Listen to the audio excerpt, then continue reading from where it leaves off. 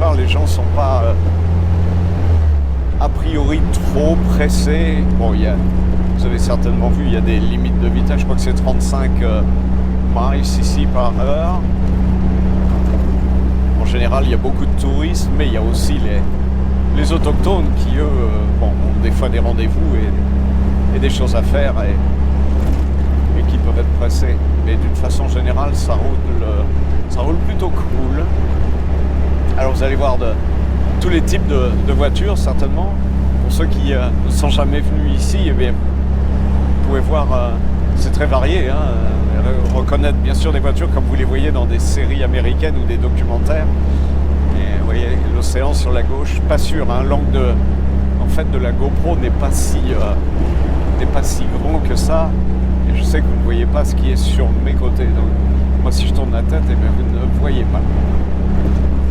Mais bon, on va se promener, c'est très vallonné, comme vous voyez des bonnes buttes sur la droite avec des musées, des maisons perchées avec des points de vue sympatoches, soit sur la propriété du voisin en dessous ou au loin sur le bord de mer.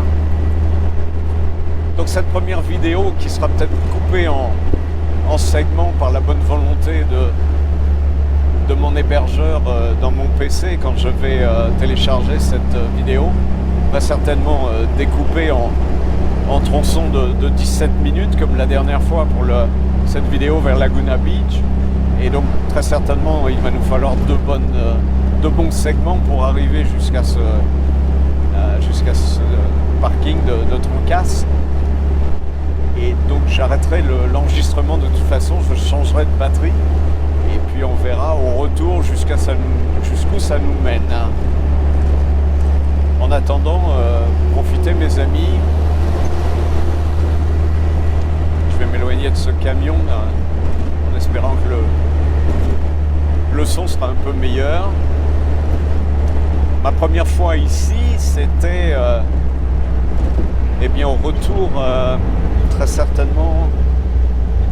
Non, pas au retour, parce qu'une fois, je me souviens avec les garçons, coucou Eric au passage, Eric Tancret. Évidemment, tu es toujours dans mes pensées quand je parle de la Californie ici, puisqu'encore une fois, c'est grâce à ton invitation ici en août 89 que j'ai découvert tout ça. Donc entre garçons, dans nos vadrouilles en prenant Sunset, je me souviens qu'on était arrivé à Pacific Palisades et on est soit monté au nord ici sur PCH ou au sud. Donc je me souviens qu'on a roulé ensemble ici. Ah oui, d'ailleurs, tu te souviens certainement quand on roulait avec notre voiture de location et puis il y avait ces types qui étaient dans leur auto, j'ai oublié ce que c'était, mais ils étaient en train de regarder Playboy et on roulait portière contre portière. Et tout d'un coup, le type, il y avait le Playboy, il nous avait repérés, on était 4 mecs, et le mec, il met le Playboy en notre direction, bien sûr, et avec la page centrale, avec le poster, donc de la nana qui allait bien. Alors nous, bien sûr, d'éclater de rire, et eux d'éclater de rire, surtout lui, faisant ce coup malin. Et donc on commence voilà, il nous fait signe si on le voulait, alors nous, bien sûr, et on s'est rapprochés, on a vraiment roulé portière contre portière, et ils nous ont passé le lui, et voilà, donc on a regardé et on leur a repassé, il me le semble. Mais gros fou rire, vraiment gros fou rire. Tu te souviens, Eric? J'imagine, tu te souviens. C'est une des anecdotes qui fait chaud au cœur sur le côté très cool que les gens ont ici. Et en plus, c'était quelques décennies, et voilà, donc des choses bien cool. Un souvenir bien cool. Et on avait bien ri cette époque. Que vous dire ici? Station Shell, c'est écrit dessus comme le port Salut. Je sais pas s'il sort ou... Ah non, il n'y a personne. Regardez le pick-up truck des années 50 à droite. Malibu Kitchen Coffee, c'est ouvert. J'imagine uniquement pour de la vente à emporter. Open ici, open for take-out, so ouvert pour la vente à emporter. J'ai vu une vidéo d'ailleurs d'un McDrive, je crois que vous dites ça, en France, qui venait de rouvrir. Et il y avait une file d'attente de centaines et des centaines de mètres. Et il y a une vidéo qui est passée au journal de France 2 hier, enfin filmée par quelqu'un et qui l'avait mis.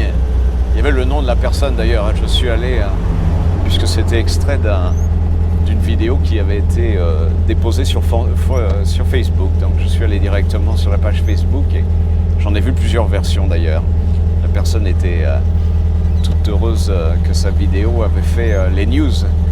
Et ouais, donc ça se mérite d'avoir du McDo quand on est en France, surtout quand ça vient de rouvrir et que vous en avez tous marre, j'imagine, de faire toujours un peu la même chose à la maison, et les provisions doivent s'amenuiser pour certains, et en plus confinement oblige, autorisation oblige, et donc pas simple d'aller faire les courses quand on veut vraiment les faire et ne pas avoir la crainte de s'exposer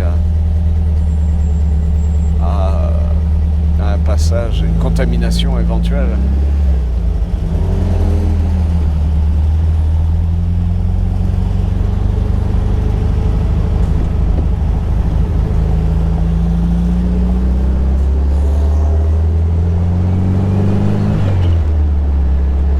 On va passer ce camion. Regardez, jaune et mauve. C'est pas sympa les couleurs? Thank you. Je prends le coup de klaxon pour moi, puis la personne devant lui, donc je pense que c'était juste pour moi. Mais ici, les gens aiment les voitures et on peut conduire un camion et apprécier les belles autos, évidemment. L'un n'empêche pas l'autre, évidemment. J'ai eu quelques compliments quand je me suis arrêté pour installer ma GoPro. Un type qui est passé en vélo et qui m'a dit nice ride, dude. Donc voilà, des compliments comme ça spontanés, c'est toujours très agréable. Alors top down, vous avez vu la Mustang certainement à gauche qui était décapotée. Voilà, Malibu Canyon Road à droite. Donc, c'est une route qui va dans des canyons, c'est-à-dire une route escarpée, pleine de virages. Et je crois d'ailleurs que mon amie Sarah avait fait un drive il y a quelques semaines, au début du confinement, là-bas. Je n'y suis pas allé parce que ma réplique de Speedster n'est pas très rapide. Et je sais qu'en général, dans ces drives, les mecs allument un peu. Et donc, il faut au moins une auto qui va bien. Moi, j'ai un moteur un peu anémique. Et donc, une fois, j'étais allé dans un... Je vous l'avais raconté d'ailleurs. J'étais allé dans un drive comme ça et un mec avec une Mustang bourrée de peps, je crois qu'elle avait 500 chevaux sa Mustang, il a trouvé le moyen de m'isoler de la 356 cabriolet d'un pote qui était devant moi, mon pote Frank Locke. Et voilà, donc je me suis trouvé isolé. Quand le feu est passé vert, il y avait une grande descente, et même si on avait parlé de la destination initiale, ce mec devant moi a perdu le visu parce que moi j'étais très bas derrière, je voyais rien et j'assumais qu'on devait tourner à gauche en bas de sa grande descente. Il l'a pas fait, je l'ai suivi en pensant qu'il en savait plus que moi et en fait il s'est arrêté un peu plus loin et là j'ai compris qu'il était perdu. Jolie petite Alfa Berton à notre droite. Voilà le fameux camion qui était à ma gauche avec sa remorque surbaissée. À notre gauche, l'océan, puisqu'encore une fois, on longe la côte. Je ne vais pas accélérer comme ça, le camion ne va pas nous bloquer trop la vue. Vous pouvez voir un petit peu plus les vagues et la plage, avec des maisons en bord de plage. Voilà, typique de... Vous avez vu le cabriolet Z, Mercedes. Alors moi je ne vais pas vous donner toujours précisément le nom des voitures. Je ne suis pas une encyclopédie comme j'ai pu l'entendre sur des lives. Oui, j'adore les voitures, oui, je connais les 24 heures du Mans et voilà. Mais les voitures de production, général, je ne les connais pas. Moi, je suis un... Comment me définir? J'apprécie les designs des voitures, c'est comme pour les maisons, et puis leur musique. Pas des maisons, mais des voitures. Donc, je ne connais pas toujours les types exacts, les séries, et puis ça m'est un peu passé tout ça. Je connaissais, je me souviens dans les années, quand j'étais dans ma vingtaine, je connaissais même le calage de la distribution sur le point d'avance haut, le point d'avance bas sur les moteurs de 911, sur une 2 litres, une 2.2, une 2.4, tout ça. L'avance à l'allumage, toutes ces choses, mais tout ça, ça m'est sorti de l'esprit. C'est mon côté sénile qui prend le dessus. Et donc voilà, je ne suis pas une encyclopédie du tout des chiffres et des appellations. Donc je profite de la beauté des designs, des formes qui passent autour de moi et puis des musiques qui vont avec. Regardez la Cobra, je vais dire très certainement une réplique, pas par méchanceté, mais parce que je trouve qu'elle brille beaucoup. Et je ne sais pas si vous avez remarqué, mais les vraies Cobras du début des années 60, en général, elles ne brillent pas, parce que très souvent, elles n'ont pas été restaurées, ou alors très légèrement, et il y a la patine du temps, parce que ce sont des autos qui ont des choses à dire, surtout pour celles qui ont fait les courses, et donc elles sont burinées par les faits de course, que ce soit les attaques des autres, ou alors les smacks avec les rails, les à côté, ou les autres voitures. Et donc certains ont eu la bonne idée de ne pas les restaurer et donc de les laisser raconter leurs blessures de guerre. Et moi j'adore ça. Je veux dire, la patine, c'est un état qui me botte. Et autant j'admire une voiture qui a été complètement restaurée. C'est magnifique. Des chromes neufs et tout, des pneus, des flancs blancs tout neufs, c'est sublime. Mais aussi des autos qui racontent plein de choses.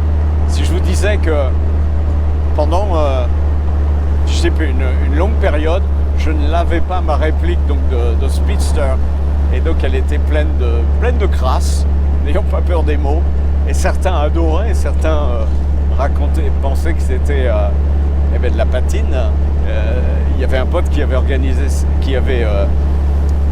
appelé ça patine organique, et certains donc décrivaient juste ça comme de la crasse. Il en faut pour tous les goûts, mais moi j'adorais ça. Et en fait, c'est parce que ce qui a commencé la chose, c'est que l'ancien propriétaire de ma réplique que j'avais achetée pratiquement neuve, elle a fait 1500 miles en fait quand je l'ai achetée, au point que quand le type il a fait construire, et donc qui était le premier propriétaire, m'a demandé si je voulais la conduire la première fois où je suis venu la voir.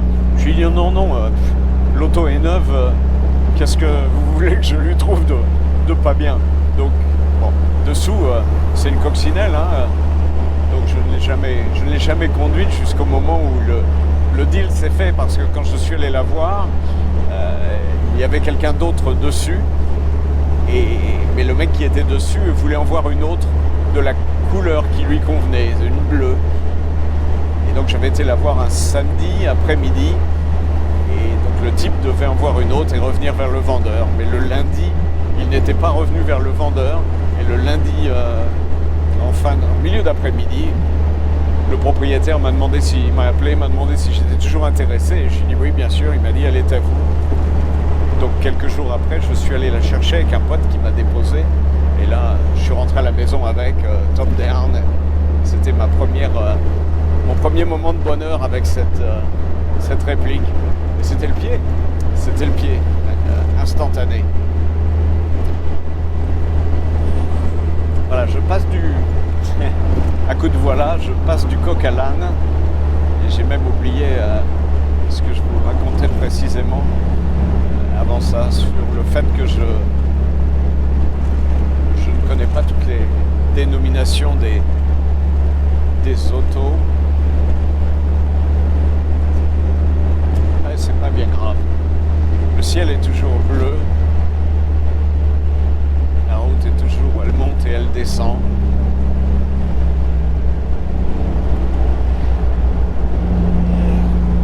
routes sur la droite sont toutes des routes qui mènent à des canyons, des routes enlacées.